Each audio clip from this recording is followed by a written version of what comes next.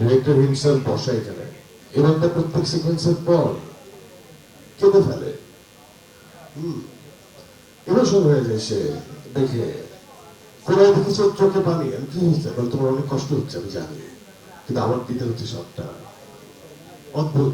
ওই আমাকে একবার বলছিল আমার ডিরেক্টর যে তুমি মানুষ না, তুমি এলিয়ান।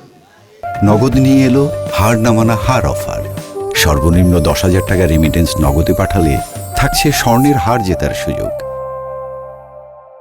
আসলে বলার কোনো অধিকার নেই। টিম আমাকে বলতে দিবে না অনেক কিছু, আমি তো অনেক কিছু বলতে চাই। আর বাই দ্য ওয়ে, পূজার কথায় আনসার দিয়ে আগে সবাই হাজবেন্ডের কথা ভুলেই যায় আসলে। যাই হোক, আমি আসলে কথা বলতে গেলে আমি দম নিয়ে কথা বলতে গেলে খুব ইমোশনাল হয়ে যাবো। আমাদের শুধুমাত্র আমার না, আমাদের কাজাকিস্তানের যে জার্নি, আমরা যেভাবে আসলে সেখানে গেলাম, এবং তার আগের জার্নি ছিল মানে প্রি প্রোডাকশনের জার্নি। এতগুলো ভালো রাইটার মিলে ধর্মের গল্প নিয়ে নাড়াচাড়া করেছে এতবার আমি আর রনি এতবার বসেছি গল্প নিয়ে, সবই আমার দেখায়। এবং ওই পার্টিকুলার প্রত্যেকটা মোমেন্ট বলতে গেলে আজকে রাত পার হয়ে যাবে। বাট আমি যেটা বলতে চাই যে আমি নিজে এরকম টিম এক্সপিরিয়েন্স করি নাই। আমি তো খুব নিউ কামার, তাই না? সিনেমাতে খুবই ছোট একজন মানুষ, সিনেমাতে নিউ কামার, হাতে গোনা একটা দুটো কাজ করেছি। 3 নম্বরে যে আমার যে এক্সপিরিয়েন্স, আমার টিম, মানে প্রত্যেকটা এইচওডি, এরা আসলে ওই আমাকে একবার বলছিল আমার ডিরেক্টর যে তুমি মানুষ না, তুমি এলিয়ান। এত কষ্টের মধ্যে কাজ করছিলাম। আমার কাছে মনে হয় কি আমরা প্রত্যেকটা এইচওডি যারা ছিল এবং আমাদের টিম মেম্বার ছিল, তারা আসলে মানুষ না। মানুষের পক্ষে এত কষ্ট করা সম্ভব না। আমাদের যে টাইমলাইন ধরে দিয়েছিল আমাদের এই আমার দোস্ত শাকিল, হ্যাঁ, একদিন আমরা বেশি শুটিং করি নাই, এবং আমাদের ওখানে টেম্পারেচার ছিল মাইনাস, এবং ওইখানে আপনি না গেলে বুঝতে পারবেন না। সবচেয়ে মজার ব্যাপার হচ্ছে, আপনাকে যদি ছবি তুলে দেখানো হয় তাহলে মনে হবে আপনার কাছে খুব সুন্দর ওয়েদার, সানি ওয়েদার, ঝিরিঝিরি বাতাস বইছে, বাহ, এরকম একটা জায়গায় তো যাওয়াই যেতে পারে। কিন্তু আপনি কোনো থার্মাল ছাড়া, খালি হাতে, কানে টুপি, কানে সাপোর্ট ছাড়া বা পায়ে থার্মাল ছাড়া যদি দাঁড়ান, মনে হবে কি হাজার হাজার পিন এই আঙুলের ফাঁক দিয়ে ঢুকে যাচ্ছে। পেইনফুল, মানে এটা এমন না যে shivering, at the same time এই কোল্ডটা, এই ঠান্ডাটা পেইন দেয় শরীরে। তো প্রত্যেকটা মানুষ এত বেশি কষ্ট করছে, এবং আমি বললাম যে এত ডেডিকেশন, এত অনেস্টি, আমার না কমপ্লিমেন্ট পাওয়ার কিছু নাই। আমি নিজের চোখে না এটার ফিডব্যাক দেখে আসছি। তার কাছে মনে হয় যে সেগুলোই আমার কমপ্লিমেন্ট ছিল। আমি যে কষ্ট করছি বা আমি যে কষ্টটা করলাম, সেটার যে কামব্যাকটা আমি চোখে দেখে আসছি। এখন তো আসবে ব্যবসা ভিত্তিক জায়গাটা কতটুকু সাকসেস, ব্যবসার মানদণ্ড, কিন্তু শ্রমের এবং সেই শ্রমের ঘাম, সেই কষ্ট, সেগুলো আমি চোখ দিয়ে এত বেশি এক্সপিরিয়েন্স করছি এত কাছ থেকে। আমার কাছে মনে হয় যে আমি সব পেয়ে গেছি এই প্রোডাকশনে।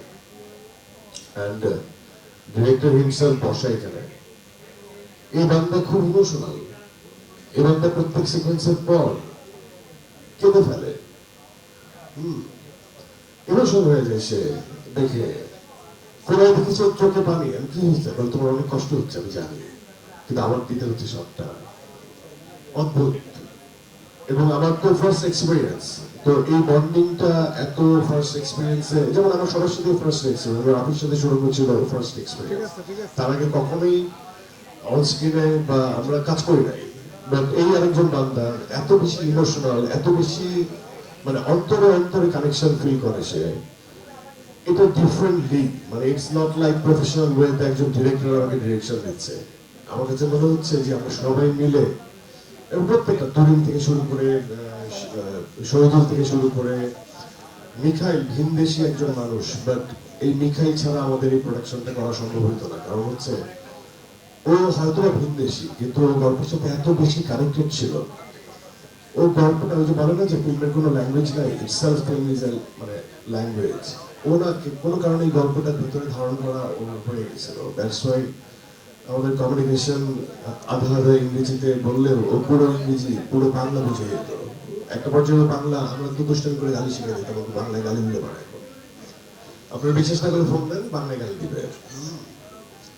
তো এরকম। তো আমার কথা হচ্ছে যে আমার experience so far is very good, এবং আমার কাছে মনে হয় যে যারাই দর্শকরা যারা যাবে তারা ঠকবে না, কারণ আমি পার্সোনালি এরকম ভিজুয়াল বাংলাদেশের সিনেমায় এক্সপিরিয়েন্স করি নাই, একদমই করি নাই। এখন আমার একটা সমস্যা আছে, সমস্যাটা হচ্ছে রিয়েলিটি আমাকে খুব টানে, রিয়েল গল্প আমাকে খুব টানে, রক্ত মাংসের মানুষ আমাকে খুব টানে। আমার কাছে মনে হয় যে রক্ত মাংসের মানুষ, রিয়েল মানুষ, ওই পাশের বাড়ির সাধারণ মানুষটা অনেক বেশি শোটসের হয়, অনেক বেশি এক্সপ্রেশন, অনেক বেশি অভিনয় নির্ভর হয়। চরিত্রগুলো সংলাপ, এক্সপ্রেশন সবকিছু ডিল করতে হয়। হয় না যে একটা মানুষ গুলি যখন খায় সে মারা যায়, একটা মানুষকে যখন পাঞ্চ করা হয় তখন সে ব্যথা পায়, একটা মানুষকে থাপ্পড় মারলে সে অপমানিত বোধ করে, একটা মানুষকে উলঙ্গ করে দিলে সে লজ্জায় কাঁদে। তো এগুলো তো নর্মাল হিউম্যান বিং এর এক্সপ্রেশন। তো এগুলো দিতে আমার খুব ভালো লাগে, রাদার দেন আমি আগে থেকেই জানি আমি 10 জনের মাইরা ভাই ফেলবো আর কি। তো ওই নায়কোচিত ব্যাপারটা আমি ফিল করি, আমি ভালোবাসি। বাট আমার কাছে মনে হয় যে এই চরিত্রগুলো হয়তো আমি চাই, এই জন্যই এই চরিত্রগুলোর আমার প্রতি আস্থা ডিরেক্টর বা টিম হয়তো রাখে। আর আমি হয়তো বা this is my third film, আমার একটা ইচ্ছা আছে আমার ইন্ডাস্ট্রিকে গল্প নির্ভর হয়তো অনেক বেশি জনরাতে আমি কাজ হয়তো করছি না, বাট আমার জনরাতে ফ্লারিশ করানো আমার এটা একটা চেষ্টা। আমি যেখান থেকে আসছি সেখান থেকে অনেক টাকা কামাইতে পারতাম আর কি, ওইখান থেকে ব্রেক নিয়ে আমি সিনেমাই করছি, এবং আমি কমিটেড ছিলাম নিজের সাথে, আমি যখন সিনেমা করবো তখন সিনেমাটাই করবো, সেটাই করছি। তো সেই জায়গা থেকে আমি খুব দাবি নিয়ে বলতে পারি যে পুরোপুরি এই দলটি যেভাবে একাগ্রতা ডেডিকেশন দেখে কাজ করছে, সেটা আমি আমি একদমই আমি টোটাল টিমকে দাঁড়িয়ে সেলুট করি, এবং আমি আমার এই ডিরেক্টরকে দাঁড়িয়ে সেলুট করি, আমি আমার প্রডিউসারকে দাঁড়িয়ে সেলুট করি, কারণ আমি খুবই ইমোশনালি কানেক্টেড এই গল্পের সাথে। হ্যাঁ, সো আমরা এখন বসতে পারি সবাই। অ্যান্ড এই যে ওর সাথে আমার কাজ করা হয় না পূজা, আমি জানি না ও কোথা থেকে আসছে, আমি জানতে চাই না কিভাবে আসছে, আমি জানতে চাই না সে নায়িকা কিনা, বাট আমি শুধুমাত্র বুঝি সে আমার কো আর্টিস্ট। এই ছবিতে সে আমার সহধর্মিণী, তো আমার পথ চলার সঙ্গী। তো আমি একলা চলতে পারবো না, যতক্ষণ পর্যন্ত আমি একলা শুধু ভালো করবো সিকোয়েন্স হবে না। আমি ফিল করি যে আমার আশেপাশে যতগুলো মানুষ আছে, যতগুলো ডিপার্টমেন্টের মানুষ আছে, প্রত্যেকটার আরাম এনশিওর করতে হবে, প্রত্যেকের পারফেকশন এনশিওর করতে হবে, তাহলে সামগ্রিকভাবে একটা টিম ওয়ার্কের কাজ অনেক ভালো হয়। আই এম রিয়েলি অনার্ড যে আমার প্রতি আস্থা দম টিম রেখেছে, and till now I'm giving my service professionally and unprofessionally, কারণ আমি emotionally connected. So thank you Shahriar Shakil being a very wonderful producer, and obviously I'm missing Monida, and obviously আমাদের যারা কলিগস অনেকেই ছেলেকে আমি miss করছি, এবং যারা আমার সাথে অভিনয় করছে সবাইকে মিস করছি।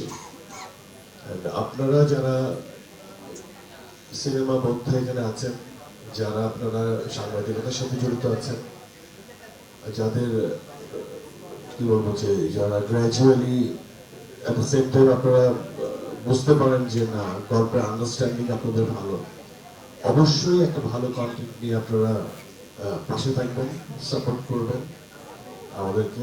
আমরা জানি আপনাদেরকে ভালো কিছু ডেলিভার করতে পারি। এখন পর্যন্ত টিজার আসছে, ট্রেলার আসছে, আজকে খালি গলায় গান শুনবো, তার মানে হচ্ছে এটা একটা ভাই এই যে প্রমোশনাল জিনিস তো কিছু বুঝি, মনে হয় গানও ছাপে সামনে, তাই না?